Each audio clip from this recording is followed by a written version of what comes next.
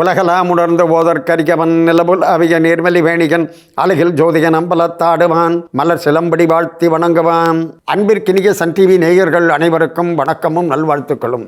அன்பர்களே, இன்று கார்த்திகை 24 9/12/2025 செவ்வாய்க்கிழமையோடு அமைந்திருக்கக்கூடிய இந்த அற்புதமான நாளில் உங்கள் அனைவரையும் நம்முடைய சிறப்பான ஆலய வழிபாட்டு நிகழ்ச்சிக்கு அன்போடு வரவேற்கின்றோம். இன்றைக்கு செவ்வாய்க்கிழமை மங்கள வாரமாக இருக்கின்ற காரணத்தால் காமாட்சி அம்பாள் அருள்பாலிக்கக்கூடிய அற்புத ஊராக இருக்கக்கூடிய அம்பிகாபுரம்.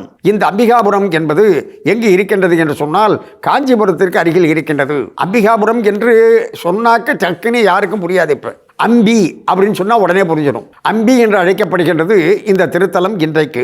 ஆனால் இதனுடைய ஒரிஜினல் பெயர் என்ன என்று சொன்னால் அம்பிகாபுரம். இங்கு இருக்கக்கூடிய இறைவன் அம்பிகாபதீஸ்வரர் என்று அழைக்கப்படுகின்றார். இங்கு நின்ற நிலையில் அருள்பாலிக்கக்கூடிய அம்பாளாக காமாட்சி அம்பாள் அருள்பாலிப்பது விசேஷமான அம்சமாக கருதப்படுகின்றது. சாதாரணமாக காமாட்சி அம்பாள் என்று நாம் எந்த ஆலயத்தில் சென்று தரிசனம் செய்தாலும் அந்த ஆலயத்தில் காமாட்சி அம்பாள் பத்மாசனத்தில் அமர்ந்த திருக்கோலத்தில் மேல் இரு கரங்களில் பாசம் அங்குசம் என்று சொல்லக்கூடிய 2 ஆயுதங்களை தாங்கிக் கொண்டு கீழ் இரு கரங்களை அபய வரதகஸ்தமாக தாங்கி கரும்பு வெல்லோடு பஞ்சபானங்களோடு காட்சி தரக்கூடிய அம்பாளாகத்தான் அமர்ந்த திருக்கோலத்தில் நாம் காமாட்சி அம்பாளை தரிசித்திருப்போம். ஆனால் அந்த காமாட்சி அம்பாள் இந்த அம்பிகாபுரத்தில், அதாவது இந்த அம்பி என்ற இந்த திருத்தலத்தில் நின்ற திருக்கோலத்தில் காட்சி தருகின்றாள். இதுதான் ஒரு சிறப்பு. இந்த ஊரானது ஏன் அம்பிகாபுரம் என்று அழைக்கப்படுகின்றது? அப்படி அம்பி என்று இன்றைக்கு அழைக்கப்படுகின்றது. அன்னை பராசக்தி பார்வதி கைலாயத்தில் இருந்த சமயத்தில் அம்பிகைக்கு தோழியாக 3 பேர் இருந்தார்கள். அனிந்திதை, கமலினி, அம்பிகை என்று 3 தோழிகள். அந்த அனிந்திதை, கமலினி என்று சொல்லக்கூடியவர்கள் கைலாயத்தில் மிக மிக நெருக்கமானவர்கள். ஆனால் அம்பிகை என்ற தோழியானவள் அம்பாள் எங்கெங்கு அவதாரம் செய்கின்றாளோ அங்கங்கு அந்த அம்பாளுக்கு உற்ற தோழியாக இந்த அம்பிகையும் உடன் வருவது ஒரு மிகப்பெரிய ஒரு ஆன்மீக தொடர்பாக அமைந்திருக்கின்றது. அந்த வகையில் எல்லாம் வல்ல அன்னை பராசக்தியானவள் காமாட்சியாக காஞ்சிபுரத்தில் தோன்றி அருள்பாலிக்க தொடங்கிய அந்த சந்தர்ப்பத்தில் அம்பிகையும் கூடவே வந்தாள். இன்னைக்கும் காஞ்சிபுரத்தில் காமாட்சி அம்பாள் வீதி உலா வருகின்ற பொழுது அந்த காமாட்சி அம்பாளுக்கு பக்கத்தில் பார்த்தீங்கன்னு சொன்னாக்க நின்ற திருக்கோலத்தில் ஒரு அம்பாள் இருப்பாள். அந்த அம்பாள் யார் என்று சொன்னால் வேறு யாருமல்ல, அந்த காமாட்சியினுடைய தோழியாக இருக்கக்கூடிய அம்பிகை. அப்படி கூடவே வரக்கூடிய அம்பிகையானவள் காமாட்சி காஞ்சிபுரத்திற்கும் வந்தாள். பிறகு என்ன நடந்தது பார்ப்போம். இப்பொழுது அம்பிகாபதீஸ்வரர் ஆலயத்தை தரிசிப்போம், வாருங்கள். காஞ்சிபுரத்திற்கு அருகில் அம்பி என்று சொல்லக்கூடிய திருத்தலத்தில் அருள்பாலித்து வரக்கூடிய ஸ்ரீ காமாட்சி அம்பாள் சமேத அம்பிகாபதீஸ்வரர் ஆலயத்தை நாம் இன்றைக்கு தரிசித்துக் கொண்டு இருக்கின்றோம். அன்பர்களே, இந்த ஊரானது எப்படி என்று சொன்னால் பச்சை பசேல் என்று அப்படியே வயல் வரப்புகளோடு இருக்கக்கூடிய பசுமையான ஒரு கிராமமாக இன்றைக்கும் இருக்கின்றது.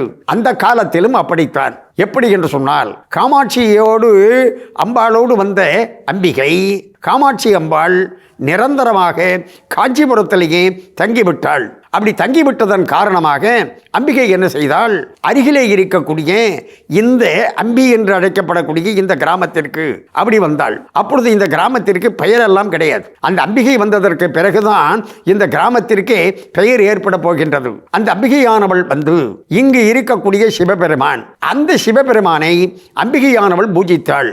அம்பிகையானவள் பிரதிஷ்டை செய்து வணங்கினாள். அம்பிகையானவள் இங்கும் ஒரு அம்பாளை பிரதிஷ்டை செய்து வணங்க தொடங்கினாள். அம்பிகை காமாட்சியினுடைய தோழியாக இருந்த காரணத்தால் இங்கு இருக்கக்கூடிய அம்பாளுக்கும் காமாட்சி என்ற திருநாமத்தை சூட்டி வழிபாடு செய்ய தொடங்கினாள். அந்த அம்பிகையானவள் சிவபெருமானை வழிபாடு செய்ததன் காரணமாக சிவபெருமான் அம்பிகாபதீஸ்வரர் என்று கொண்டாடப்படுகின்றார். இப்படி சம்பவங்கள் நடந்து கொண்டிருக்கின்ற நேரத்தில் அம்பிகையானவள் நிரந்தரமாக இங்கேயே தங்கி இறைவனுக்கு தொண்டு செய்து கொண்டிருந்தாள். இந்த ஊரானது அப்படி செழிப்போடு இருப்பதற்கு காரணம் என்ன என்று சொன்னால் இந்த காமாட்சி அம்பாளுடைய அருளும் இந்த அம்பிகாபதீஸ்வரருடைய அருளும் என்று அனைத்து பக்தர்களும் குறிப்பிடுகின்றார்கள். அதோடு மட்டுமல்லாமல் நடமாடும் தெய்வமாக விளங்கிய, பேசும் காமாட்சியாக விளங்கிய காஞ்சி மகா சுவாமிகள் அடிக்கடி இந்த அம்பி திருத்தலத்திற்கு வந்து இந்த ஆலயத்திலே வந்து அப்படி பூஜைகள் செய்து வழிபாடு செய்து தியானம் செய்வது என்ற ஒரு வழக்கத்தை அவர் வைத்துக் கொண்டிருந்தார். காஞ்சி மகா சுவாமிகளுக்கு காவி ஆடைக்குள் கற்பூர ஜோதியாய் விளங்கிய தெய்வம் அல்லவா, அந்த தெய்வத்திற்கு பிடித்தமான பல ஆலயங்கள் உண்டு, பல இடங்கள் உண்டு. எப்படி என்று சொன்னால் தேனம்பாக்கம், ஓரிக்கை, அதாவது ஓர் இரவு இருக்கை என்ற பெயர், ஓரிக்கை போன்ற இடங்கள். அந்த இடங்களைப் போலவே இந்த அம்பி என்று சொல்லக்கூடிய இந்த இடமும், அதாவது இந்த திருத்தலமும் காஞ்சி மகா சுவாமிகளுக்கு மிக மிக பிடித்தமான ஒரு இடமாக இருந்தது. ஆகையினால் காஞ்சி மகா சுவாமிகள் அடிக்கடி இங்கே விஜயம் செய்து இந்த அம்பிகாபதீஸ்வரரை வணங்கி வழிபாடு செய்கின்ற ஒரு வழக்கத்தை மேற்கொண்டிருந்தார் என்று அப்படி வரலாறானது நமக்கு தெரிவிக்கின்றது என்று தெரிவித்து, இப்பொழுது நாம் அம்பி திருத்தலத்தில் அருள்பாலிக்கக்கூடிய அம்பிகாபதீஸ்வரர் ஆலயத்தை தொடர்ந்து தரிசிப்போம் வாருங்கள். செவ்வாய்க்கிழமையாக மங்களவாரமாக இருக்கக்கூடிய இந்த நாளில் நின்ற நிலையில் அருள்பாலிக்கக்கூடிய காமாட்சி அம்பாள் ஆலயம், அதுதான் அம்பிகாபதீஸ்வரர் ஆலயம். எங்கு இருக்கின்றது என்று சொன்னால் காஞ்சிபுரத்திற்கு அருகில் அம்பி என்று சொல்லக்கூடிய இடத்தில் அமைந்திருக்கின்றது. இந்த ஆலயம், இந்த இடத்தை பற்றி ஒரு செவிவழி செய்தியானது உண்டு. என்ன என்று சொன்னால், கவி சக்கரவர்த்தி கம்பன் கொஞ்ச நாள் இங்கே இருந்தார். அப்படி இங்கே இருந்ததன் காரணமாக இந்த இறைவனுடைய அருளால் அவருக்கு ஒரு மகன் பிறந்தான். ஆகையினால் இந்த இறைவனுடைய திருநாமத்தை அந்த மகனுக்கு சூட்ட வேண்டும் என்று அம்பிகாபதி என்று சூட்டினார் என்று ஒரு செவிவழி வரலாற்று செய்தியானது இந்த பகுதியில் இந்த ஆலயத்தோடு தொடர்புடையதாக நிலவுகின்றது. இதனை காஞ்சி மகா சுவாமிகள் மிக மிக அற்புதமாக கையாண்டு இருக்கின்றார். எப்படி என்று சொன்னால், இந்த செய்தியை காஞ்சி மகா சுவாமிகள் சொல்லி இதனை புலவர்களின் ஆராய்ச்சிக்கே நாம் விட்டு விடுவோம், அவர்கள் ஆராய்ந்து பதில் சொல்லட்டும் என்று புலவர்கள் கையில் இந்த செய்தியை ஒப்படைத்து விட்டார். இருப்பினும் இந்த ஊரோடு தொடர்புடையதாக இருக்கக்கூடிய செய்தி என்ற காரணத்தினாலே இதனை இணைத்து இப்பொழுது சிந்தித்தோம். இப்படி அந்த பெயர் பொருத்தத்தின் காரணமாக அம்பிகாபதி சிவனுக்கு பெயர், கம்பருடைய பையனுக்கு மகனுக்கு அம்பிகாபதி என்ற பெயர், அந்த காரணத்தை வைத்து நாம் சிந்தித்தோம் என்று தெரிவித்துக் கொண்டு, அடுத்ததாக இந்த அம்பிகாபதீஸ்வரரை வணங்கினால் நமக்கு என்ன கிடைக்கும்? எல்லா வகையான நன்மைகளும் கிடைக்கும். அதற்கடுத்ததாக இங்கு இருக்கக்கூடிய காமாட்சி அம்பாள், இந்த காமாட்சி அம்பாளை அப்படி மங்கள வர பிரதாயினி என்று கொண்டாடுகின்றார்கள்.